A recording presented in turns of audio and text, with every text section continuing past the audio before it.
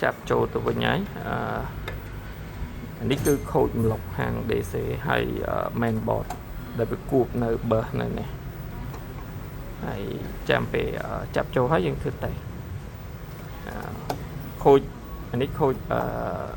មិនធ្វើ driver របស់ MPT ខូចដល់ IC របស់IGBT ហើយ rectify សញ្ញាបជាបិទបើកភ្លើង DC ក៏ទៅដែរដោយសារដោះជួសជុលទៅយើងឃើញរបស់ដែលចង់ចែកម្លែកចំណេះដឹងទាំងអស់គ្នាក្នុងនេះមាន MPT1 ហើយនិង MPT2 MPT2 ឃើញដោតចូល2ប៉ុន្តែខាងក្នុងវាគឺរួមគ្នាទេនេះខ្សែរួមគ្នាប៉ុន្តែចំពោះ board ជើងអនុភាពរបស់វាគឺវា support ជាមួយនឹង MPT3 គឺអានេះបើសិនជាអានេះគេ design មកសម្រាប់ MPT3 ប៉ុន្តែពេលចុះទៅ main board វារួមដោយសារ main board នេះវាទទួល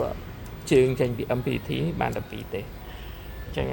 អាជើងអនុភាពរបស់ MPT នេះគឺអាច support 3តែដោយសារ main board វា support តែ2អញ្ចឹងគឺអាហាងនេះគេធ្វើតែ2ទេ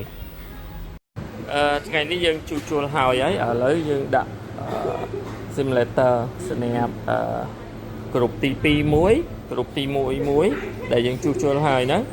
ដាក់ទាំងពីរអញ្ចឹងសមត្ថភាព simulator 2នេះវាបានអាធំនេះបាន600 វ៉ាត់អានេះបាន300 វ៉ាត់អញ្ចឹងឥឡូវនេះខ្ញុំបិទសិនបិទក្រឹបនេះអញ្ចឹងឥឡូវនេះគឺវា generate 25 វ៉ាត់អញ្ចឹងបើកនេះមកដាក់វូមកនេះចាប់ផ្ដើមទាញអញ្ចឹងការផលិតក៏វាចាប់ផ្ដើម generate បន្ថែមដែរបាន200 វ៉ាត់ប៉ុន្តែយើងមើលនេះតែ14 វ៉ាត់ទេណានេះ200 វ៉ាត់អូខេចុចដកប្រើថែមទៀតមកជើ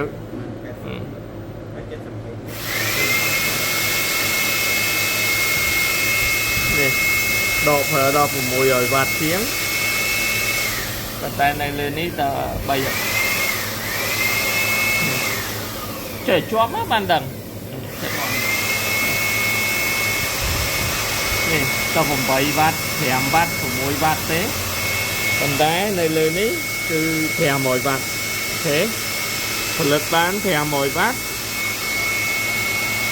យកពីរត់តែ5 វ៉ាត់9 វ៉ាត់ទេអូខេអញ្ចឹង limit បានហើយអូខេឈប់ពេលយើងឈប់ដកប្រើនេះដកប្រើយើងបិទទាំងដកប្រើនេះទៀតអញ្ចឹងការផលិតដកប្រើថយអូខេថយនៅសល់52 វ៉ាត់នេះអូខេអញ្ចឹងថយអស់ហើយអញ្ចឹងឥឡូវអានេះយើងមានគីឡូភ្លើងហើយអញ្ចឹងឲ្យតិចទុនបាត់ចូលមើលហើយបញ្ជាក់តិចជនទិញ international product មកអានេះ local product គេផលិតសម្រាប់ប្រើក្នុងប្រទេសគេទេកុំទិញអញ្ចឹងអូខេមានតែប៉ុណ្្នឹងផ្ដាំផ្ញើហើយសម្រាប់បងប្អូនដែលមានម៉ាស៊ីនក្រវ៉ាត់អង់គ្លេសខូចអាចផ្ញើមក XU ដើម្បីជួសជុលអរគុណនេះវីដេអូ loading កន្លះគីឡូហើយទាញពីសូឡាកន្លះគីឡូអត់មានយកភ្លើងរត់ទេអូខេហើយ config Wi-Fi ឲ្យហើយទៀតអូខេ